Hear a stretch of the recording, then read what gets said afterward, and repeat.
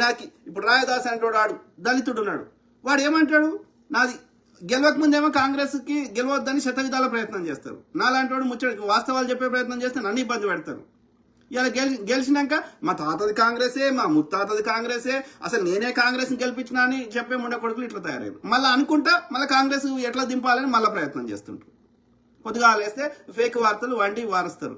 అరే తీర్మాన్ మల్లిగాడు వాడి ఎల్ల గెలవలే, ఒక్కసారి కూడా 3000 ఓట్లు రాలే.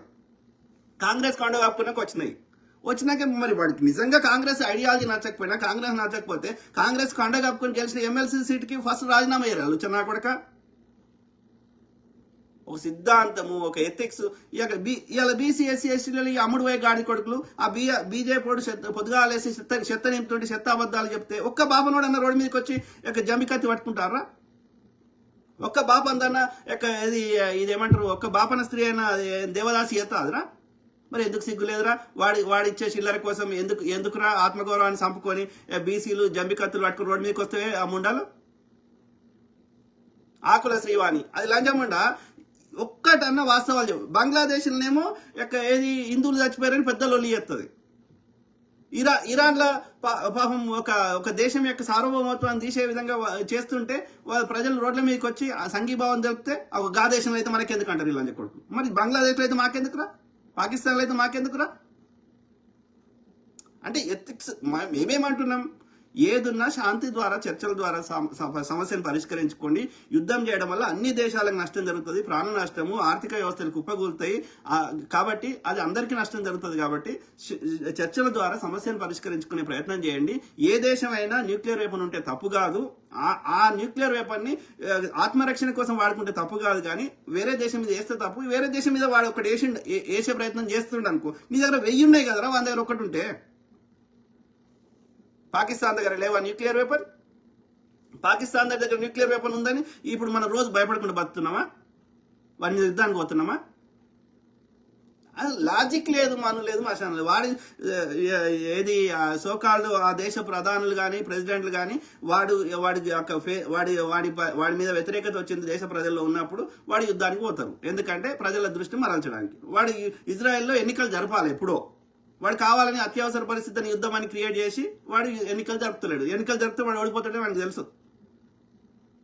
వాడి దేశంలో రెజ్యూమ్ చేంజ్ ఆలోచించకుండా పక్క దేశం గురించి ఆలోచిస్తాడు. సో ఇట్లా దొంగలు ఉన్నారు. అయితే నేనేమంటున్నా అంటే ప్రజలకి వాస్తవాలు చెప్పడం అనేది జర్నలిజం అనేది ఒక ప్రధాన బాధ్యత. అట్లాంటిది చిల్లరికి ఎట్లా అమ్ముడుపోతారా ఈ గాడిద కొడుకులు అని నాకు బాధ అవుతుంది కదా. ఇప్పుడు వాడంటే రైతు భావజాలం ఉన్నాడు, బీజేపీ అంధభక్తులు, నేను అర్థం చేసుకుంటా. ఆ ముండ కొడుకులను మనం మార్చలేము, వాళ్ళు మూర్ఖులు కాబట్టి వాళ్ళ పొద్దుగాలు వేస్తే ఎక్స్పోజ్ చేస్తున్నాం. కానీ కమ్యూనిస్ట్ భావజాలము, లెఫ్ట్ భావజాలము, లెఫ్ట్ ఐడియాలజీ ఉన్నదని చెప్పుకునే వాళ్ళు కూడా ఇవాళ చిల్లరకి అమ్ముడు పోతే నేను కంచే చేంజ్ వేస్తే నేను కాపలా ఎక్కడ ఉండాలి, దేనికి ఉండాలి? ఇలా ఆర్ఎస్ ప్రవీణ్ కుమార్ బీఎస్పీకి పోయి ఒక్కొక్క సీటుకి 50 లక్షలు వసూలు చేసిండు. వాడు అనంతపూర్ ఎస్పీగా ఉన్నప్పుడు ఎన్ని వసూలు ఏం చేసిండు, కరీంనగర్ ఎస్పీగా ఉన్నప్పుడు ఏం చేసిండు, అక్కడ లోకల్ వ్యాపారస్తులను అడిగినా చెప్తారు. తోటి దళితులు ఎంతమంది చంపిండు, తోటి దళిత స్త్రీలని ఎంతమందిని చెరబట్టిండు, అన్ని అది చాలాసార్లు మాట్లాడినా. మరి ఇలా ఏం మారిందని కేసీఆర్ సంకలితో వచ్చిండు వీడు. కాంగ్రెస్ ప్రధాన పదవులలో దళితులు ఉంటేనేమో కాంగ్రెస్ షెడ్ అది. కాంగ్రెస్ ఐడియాలజీ విభేదించిన అంబేద్కర్ గారికి రాజ్యాంగం రాసే బాధ్యతను అప్పచెప్పి న్యాయశాఖ మంత్రి ఇస్తే కాంగ్రెస్ షెడ్ అది. కానీ కేసీఆర్ దళితుల పోనీ బీజేపీ మంచిదైతే, బీఆర్ఎస్ మంచిదైతే ఒక దళితుని బీఆర్ఎస్ అధ్యక్షుని ఏమను తులసి చందు, లేకపోతే టీ10 సుందరు, రాకేష్ జర్నలిస్టు, విప్లవశ్రీ, ఇంకా అడ్డమైన ముండా కొడుకులు, మాసువాయి శంకరు చేయండి బీఆర్ఎస్ అధ్యక్షుని దళితుని మీ దమ్ముంటే. కాంగ్రెస్ కి స్పీకర్ చేసినాం, కాంగ్రెస్ కి ఉప ముఖ్యమంత్రి చేసినాం, కాంగ్రెస్ కి మంత్రులను చేసినాం, కాంగ్రెస్ కి స్పీకర్లను చేసినాం, జాతీయ స్థాయిలో అధ్యక్షుని చేసినాం, హోంశాఖ మంత్రులను చేసినాం, రక్షణ శాఖ మంత్రులను చేసినాం, దళితులని ముఖ్యమంత్రులను చేసినాం. చేయమనండి బీఆర్ఎస్ అని, బీజేపీని ఏమనండి. రాక ఒక దళితుడు అయితే వాని 1 లక్ష రూపాయలు తీసుకున్నాడని అట్లా ఆయనకి కేసులు ఇరికిచ్చారు. దళితుని కింద పనిచేయడం ఇష్టం లేక బీజేపీలో. బీఆర్ఎస్లో అయితే ఇక చూసినాక చిన్నజీఆర్ అయితే దళితుడైతే ఆడు ఉండాలి, మిగతా వాళ్ళకు కూడా ఇట్లా వేస్తాడు. ఎందుకంటే వీడు అమ్మ యోనిలోకి రాలే, అయోర్జునులు వచ్చారు వీళ్ళు, ఆకాశానికి లూడి పడ్డారు వీళ్ళంతా, బ్రహ్మముడిలోకి వచ్చారు.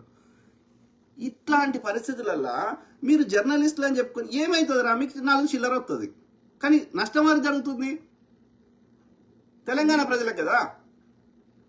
బీజేపీ ఏం చేస్తుంది మీరే చెప్తున్నారు. బీఆర్ఎస్ ఏం చేసింది ఎవరికి తెలియదురా. ఈ విద్యుత్ ప్రొడక్షన్ చేయకుండా పక్క రాష్ట్రం నుంచి కొనుక్కొచ్చి యూనిట్కి 5 రూపాయలు కమిషన్ తీసుకున్నాడు వాడు కేసీఆర్. వాడు అట్లా దోసుకునే వాటిస్తాడు. బీర్ బాటిల్ మీద ఎంత కమిషన్ తీసుకున్నాడు కేసీఆర్? అన్నిటికంటే ఎక్కువ బీఆర్ఎస్ ఈ యొక్క మొత్తం తెలంగాణ రాష్ట్రానికి నష్టం చేసింది. అప్పులు చేసి అట్లా దోసుకునేవి కాకుండా 7 లక్షల కోట్లు కాకుండా భూములు చెరబట్టిండ్రు. అనేక రకాల భూములు, శిఖం భూములు, ఈ యొక్క అంటే చెరువులను చెరువుల వల్ల అంత మట్టి చేసి పూడి చేసి చెరువులను కబ్జా పెట్టి, ఇవాళ మైహోం రామేశ్వరరావు గారు ఎన్ని భూములు కబ్జా పెట్టిండు హైదరాబాద్ సరౌండింగ్స్ లా. ఇవన్నీ నష్టం రా.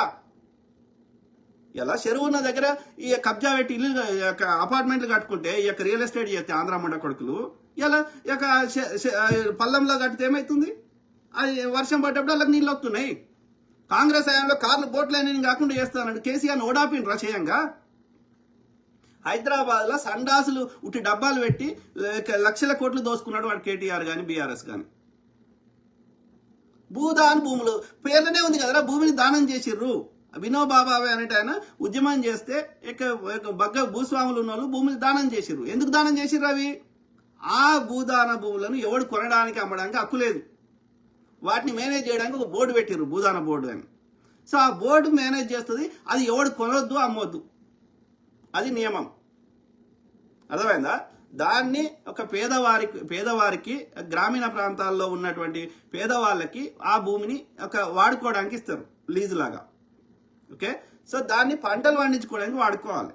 ఆ పంటలు పండించుకోవడానికి వాడుకోకపోతే ఆ భూదాన బోర్డు ఆ భూమిని తీసేసుకుంటుంది వాపస్.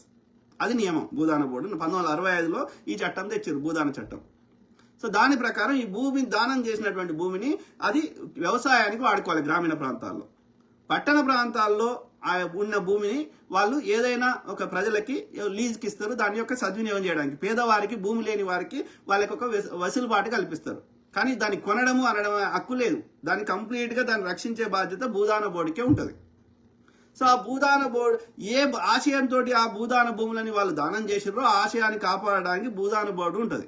ఆ భూదాన బోర్డు కి అనిపించింది వీళ్ళు ఇచ్చిన పర్పస్ కి వాడుకుంటలేరు అనిపిస్తే ఆ భూదాన బోర్డు ఆ తహసీల్దార్కి ఆ యొక్క ఎంఆర్ఓకి చెప్తుంది. ఎంఆర్ఓ ద్వారా ప్రభుత్వం చెప్తే ప్రభుత్వము ఆ వాటిని ఎవరైనా ఏ పర్పస్ కి ఇచ్చిన చేయకపోతే వాళ్ళని ఖాళీ చేయిస్తుంది, కూలగొడుతుంది, అన్ని చేస్తుంది. ఇది దాని నియమ నిబంధనలు.